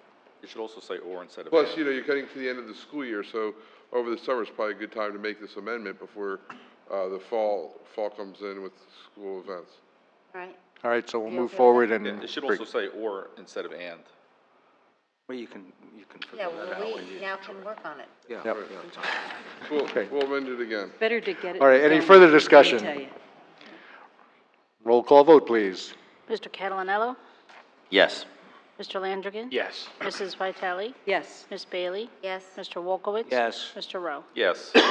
I declare ordinance 10, 2014 adopted and finally passed, and ask the clerk to publish notice thereof in the newspaper and file the ordinance in accordance with the law. Okay. Ordinance 11, 2014, ordinance of the Borough of Madison replacing ordinance 5, 2008, setting the salary ranges for non-union full-time employees. Did we pull that? I open the hearing for ordinance 11, 2014, for anyone wishing to comment on this ordinance or ask questions. See, yes, Sam? May I move ordinance Nope, 11 nope, I'm sorry. I'm they- sorry. No, my only question is, I Something don't like- understand the ranges, like, in other words, I was in the union, the salary is X amount of dollars. If it's like $50 an hour, we get a money raise. There's no such thing as range. I don't understand how with this thing range. Can you explain why we have to have ranges, or whatever you want to call it? Excuse me, law if the job is worth so much, he starts at X amount of dollars, and following year, you want to give him 50 cent an hour rate, you know, it's just money. I mean, I don't understand ranges. Why does the ranges have to it don't make, why do you do that in this kind of, you don't do it in the real world out there in construction? Actually, you do, but Well, State law requires that municipalities have salary ranges. As you know, most municipalities have many unionized employees. The unionized employees very often are either have hourly rates or dollar amounts that increase, and that's passed by ordinance. This is for non-union employees. You have to have a range. You can't exceed that range, and so this hasn't been updated since 2008. So what we're doing is we're establishing ranges which are within the parameters of what these positions pay throughout the county and the state, entry level up to top pay. And it gives the council the discretion then to hire people within that range, but not above or below that range. and at this point, it does not affect, if I'm correct, it does not affect anyone. Not at all. So no one was below, These- no one's below the range right now, nor was anyone above the range. And these are not increases. This is just establishing the range. Then a few years down the road, we hit that rate, then you change the range. I mean, don't they get a raise every year? Not necessarily. There was two years where people got 9 and 10, people got no raises. It's confusing, it's simple in the room. Anyone else wishing to comment on ordinance 11? Seeing none, I close the hearing. Mr. Mayor, I move ordinance 11-2014. I second that. Council discussion? Rob? From where did we gather the data for this chart? Our CFO does a salary survey of what we view as our peer communities, Livingston, Milburn, Ridgewood, Summit, and we also do a statistical analysis of there's a salary survey put out by these titles by the League of Municipalities, and we see where we fit related to that. And so is it safe to assume then that the maximum, there is actually a purchasing officer making $77,238 somewhere in our Other communities, yes. in our survey area, in our survey group? Yes. Questions or comments? Any, I mean, so it's what, is it like, there's 500 and odd municipalities in New Jersey, so our sample size is what? There's 565 municipalities. Right. It's 1,000 population. So there are statistical analysis. We looked at what we consider the peer communities, AAA rated, of a similar size, and geographically in a similar region where we are. That's why we picked Summit, Milburn. There's also the municipal data book that has all of the data for all these types of salaries throughout the state of New Jersey, and it does cluster or group like municipalities from different counties based on what Ray just said. Thank you. Any other comments or questions? Roll call vote. Mr. Catalanello? Yes. Mr. Landrigan? Yes. Mrs. Vitale? Yes. Ms. Bailey? Yes. Mr. Wolkowitz? Yes. Mr. Rowe? Yes. I declare ordinance 11, 2014 adopted and finally passed, and ask the clerk to publish notice thereof in the newspaper and file the ordinance in accordance with the law. And now we will, this will be a multiple ordinance hearing for ordinances 12 through 15 related to purchases for the electric utility. Clerk, please read those by title. Ordinance 12, 2014, ordinance of the Borough of Madison appropriating $65,000 from the Electric Capital Improvement Fund to purchase two pad mount transformers. Ordinance 13, 2014, ordinance of the Borough of Madison appropriating $30,000 from the Electric Capital Improvement Fund to purchase a 3/4-ton pickup truck. Okay, oops. Ordinance 14, 2014 is ordinance of the Borough of Madison appropriating $25,000 from the Electric Capital Improvement Fund to purchase a new battery banks at the Kings Road and James Park substation. And ordinance 15, 2014, ordinance of the Borough of Madison appropriating $30,000 from the Electric Capital Improvement Fund to purchase a new fiber optic pilot relay system between the Kings Road and James Park substations. All right, open the hearing for ordinances 12 through 15. Anyone wishing to comment on those ordinances individually or as a whole, please step up to the lectern, state your name and address, and state your comments and state which ones you're talking about. The hearing is now open. Anyone wishing to be heard? Seeing none, I close the hearing.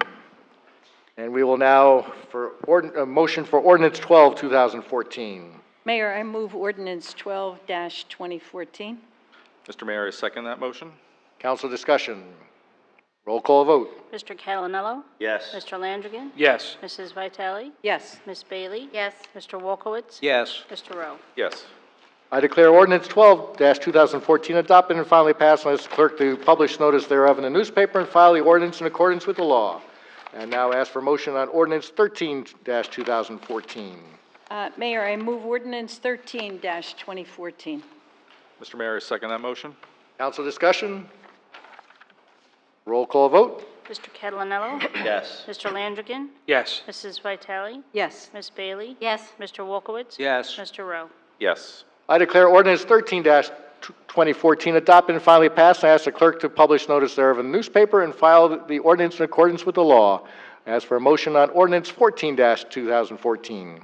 Mayor, I move ordinance 14-2014. I second the motion, sorry. Council discussion. Roll call vote. Mr. Catalanello? Yes. Mr. Landrigan? Yes. Mrs. Vitale? Yes. Ms. Bailey? Yes. Mr. Wolkowitz? Yes. Mr. Rowe? Yes. I declare ordinance 14-2014 adopted and finally passed, and ask the clerk to publish notice thereof in the newspaper and file the ordinance in accordance with the law. I ask for a motion on ordinance 15-2014. Mayor, I move ordinance 15-2014. Mr. Mayor, I second that motion. Council discussion? Roll call vote. Mr. Catalonello? Yes? Mr. Landrigan? Yes. Mrs. Vitale? Yes. Bailey? Yes. Mr. Wolkowitz? Yes. Mr. Rowe? Yes.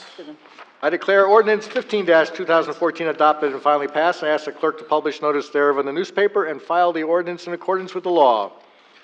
We'll now be opening the hearing for ordinances 16 through 18 related to expenditures in the water utility, and ask the clerk to please read those three ordinances by title.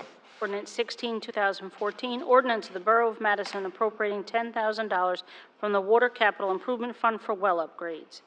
Ordinance 17, 2014, ordinance of the Borough of Madison appropriating $80,000 from the Water Capital Improvement Fund for the purchase of a new generator at Well E.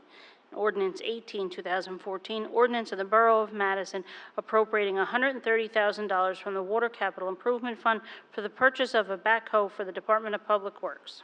I now open the hearing for those ordinances and ask anyone that wants to comment on those three ordinances as a whole or individually, please step up to the lectern.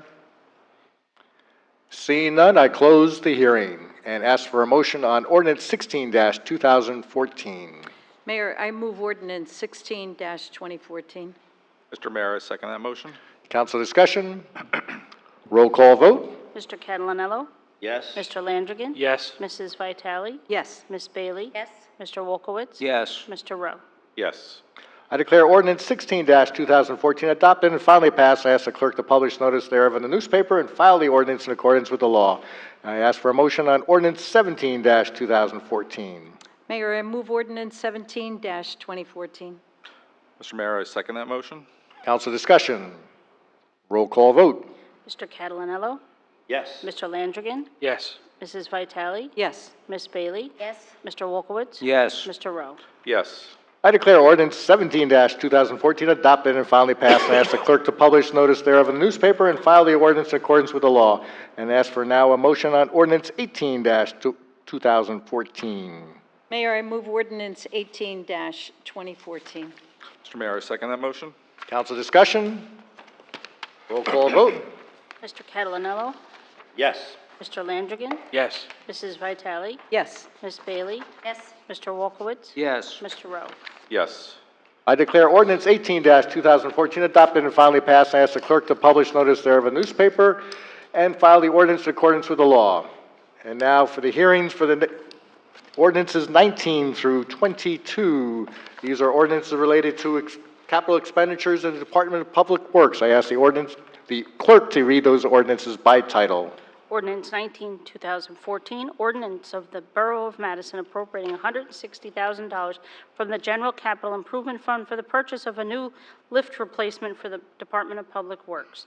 Ordinance 20, 2014 is an ordinance of the Borough of Madison appropriating $30,000 from the General Capital Improvement Fund for the purchase of a pole barn for storage.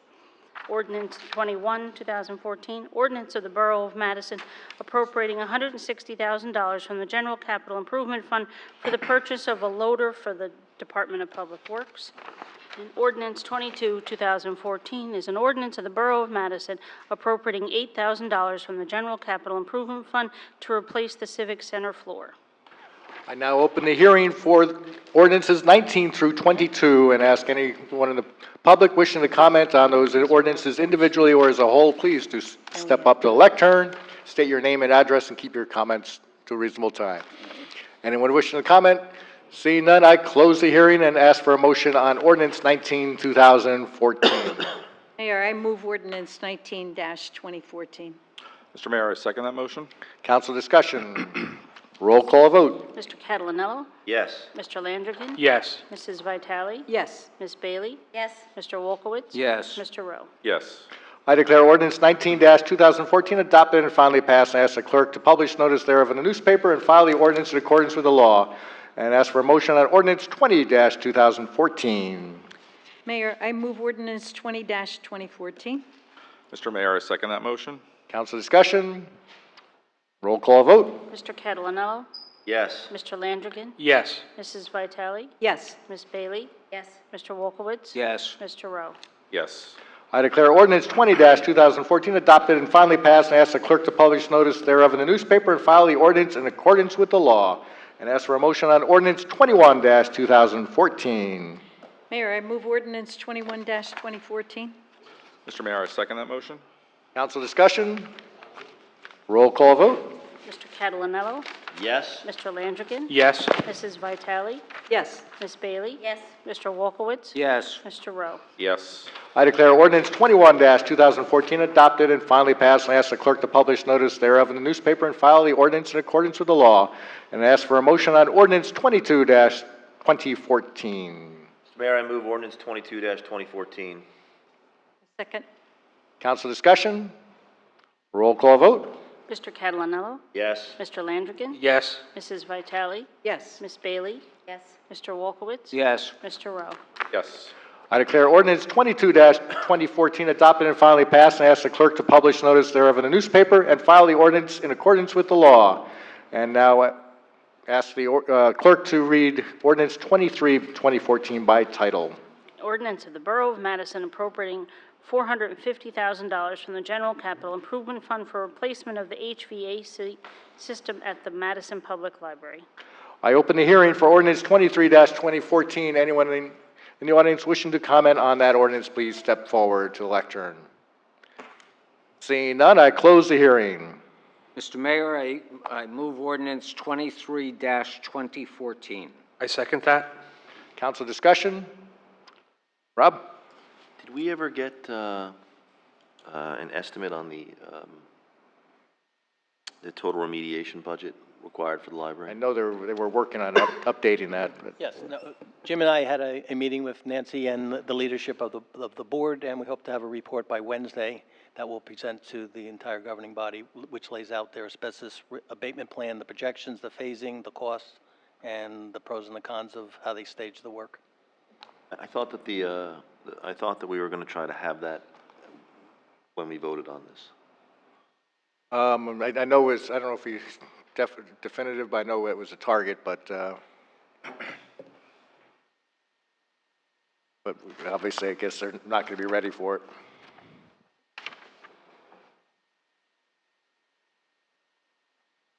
Can we delay this vote until we have that report? You've got a motion, you have to vote, and there's a motion and a second. Yeah. Before we vote on it, I mean, the issue for us is basically the scheduling of the work, because now we're competing with the school cycle, so it's critical that we kind of stay on the schedule, because asbestos abatement contractors are very difficult to get because they move to the school cycle, and there's certain periods of the year when they're available and when they're not available, so this is important to kind of keep moving. I can't see. Also explain that the HVAC, for a lot of it's on the roof, and they have to do that before they fix the roof. Right. But my whole point is that if the abatement budget comes in at some astronomical figure. It won't, I mean, based on what we... Really? Well, based on the discussions that we had, basically, I don't think there were any surprises in the report that we've seen to date, and I don't think there'll be a surprise that the governing body will be shocked that it's a multi-million-dollar. It's basically, they've triaged what they need to do, and they can... So it's a multi-million-dollar project? To No, do it's the not a abatement? multi-million-dollar Oh, I thought you said it project. was. No. It's basically, they're projecting a phasing that this funding will deal with the issues that currently will affect the operation of the library. Except there's the stacks and there's a bunch of other rooms we talked about that need abatement. I'm just wondering how much it's going to cost. It's just, I'm all in favor of learning and, books and things like that. I'm just wondering how much it's going to cost. It won't cost more than the ordinance that's affected here. I know you want the total bill. Yeah, it's not, I don't think it would even come close to the approach to the discussion of when do you walk away from the building, that it is far short of that, but. I just want to get this clear in my head. This is to do the work on the HVAC system in the building. Right. And part of the issue is when you do that work, some of the ceiling is affected. That's one piece, and I think Rob's point is that there's an ongoing asbestos abatement issue, and is there more work related to that project that should be discussed before we commit resources to fix the HVAC. We don't have other options for a library. This is our building. Right, but from what I understand, the HVAC system is in need of replacement, correct? Yes, Yep. it's Yeah. failed multiple times. We spent over $30,000 in 2013 just for patchwork. It's beyond its useful life. Okay, so, all right. Look, if it's that important, I understand, but I can't see why we didn't have the data in time for the discussion. I mean, it's Wednesday versus today. I think the discussion was, there's $450,000 for HVAC. The question is, do we fix the HVAC system? It's independent of the asbestos. I understand your point is you want to see the total global picture. We can't abandon the library as the structure. We don't have an No one is alternative. talking about abandoning library structure. I'm just trying to get an estimate on what it will cost. Fix. Well, And this is all part of the global discussion, because as you recall, 2 years ago, the 5-year capital plan was somewhere around $850,000, and now that 5-year capital plan is north of $1.4 million. So, I'm just trying to get an idea. Yep. What the fiscal picture looks like. We're not talking about shutting anything down or making draconian cuts. Just what's it going to cost? I think the taxpayers of Madison deserve to know. It's a valid question. I think this project needs to go forward so we have a good building that's maintained heat and air conditioning wise, and we need to have a good feel for what are the challenges on that building for future demands on capital dollars in the coming years, and so we can make those decisions, and not in a one at a time, but as an understanding of the full scope. I'm just disappointed we don't have that data. Yep. Okay. Any other questions or comments? Okay, roll call vote, please. Mr. Catalanello? I abstain. Mr. Landrigan? Yes? Mrs. Vitale? Yes. Ms. Bailey? Yes. Mr. Wolkowitz? Yes. Mr. Rowe? Yes. I declare ordinance 23-2014 adopted and finally passed, and ask the clerk to publish notice thereof in newspaper and file the ordinance in accordance with the law. And now we move on to our second invitation for discussion, when you may comment on anything, and please keep your comments to 3 minutes or less. And as you step up the lectern, state your name, your address, and write the same on the clipboard. Anyone wishing to comment, please step forward.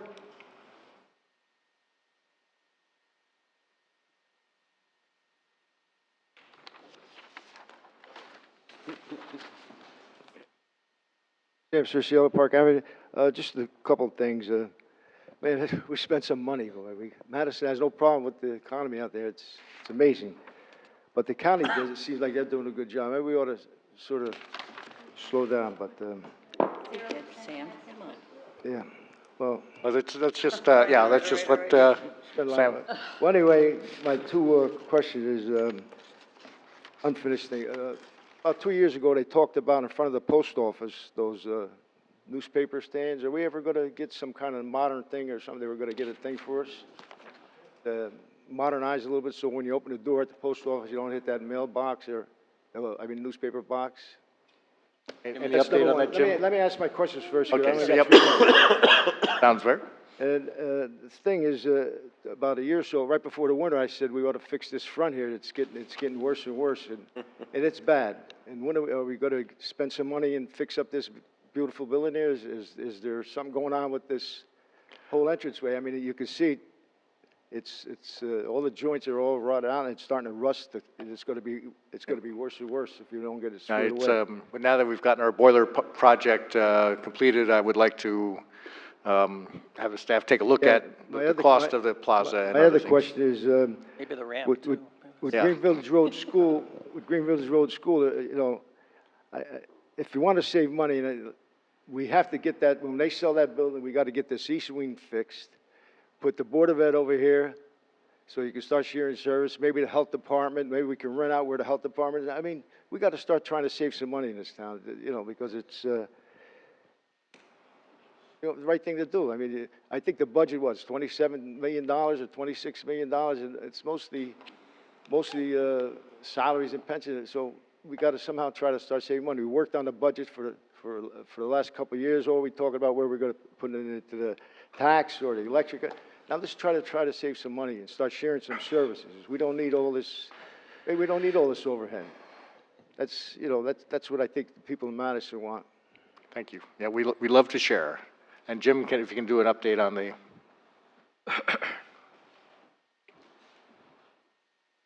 Question of the newspaper vending machines came up. There were 7 newspapers that were over there. Since then, the majority of them have left. There's one weekly newspaper, no, one daily newspaper that I don't know how much longer is actually going to be there. So the challenge is putting in a 4 or 5 or 6 unit system. Had we actually done that, it would be a much bigger and emptier. So right now, the main point, which Sam brought up, which is a good one, is that we needed to reduce the number that were there and reduce the ones that were not even newspapers, that were free handouts and stuff like that, and ones that were not being filled. So main point is that the issue of being able to park there has been addressed and the streetscape's been addressed.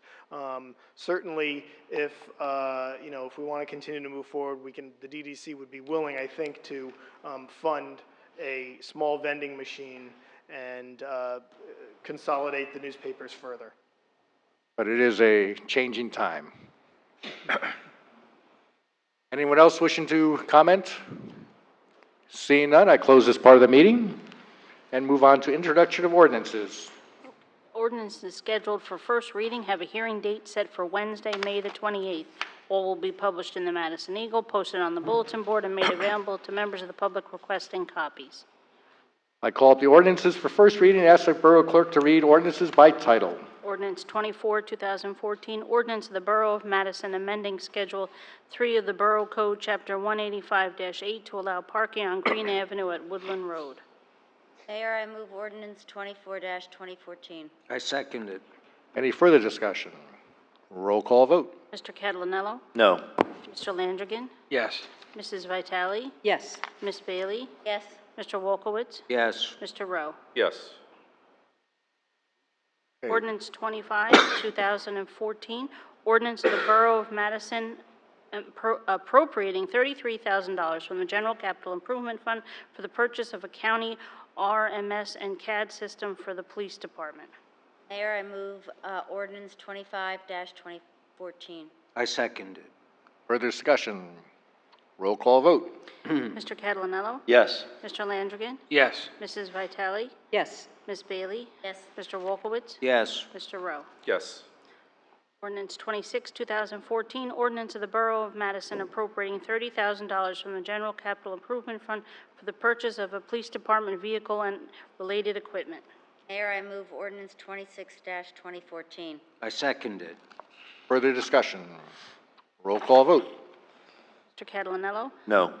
Mr. Landrigan? Yes. Mrs. Vitale? Yes. Ms. Bailey? Yes. Mr. Wolkowitz? Yes. Mr. Rowe?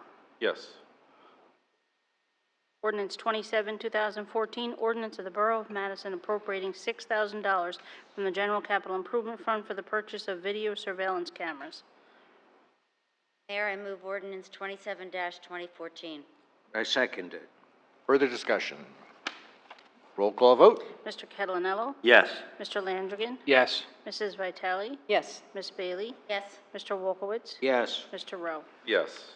Ordinance 28, 2014, ordinance of the Borough of Madison appropriating $2,000 from the General Capital Improvement Fund for the purchase of portable surveillance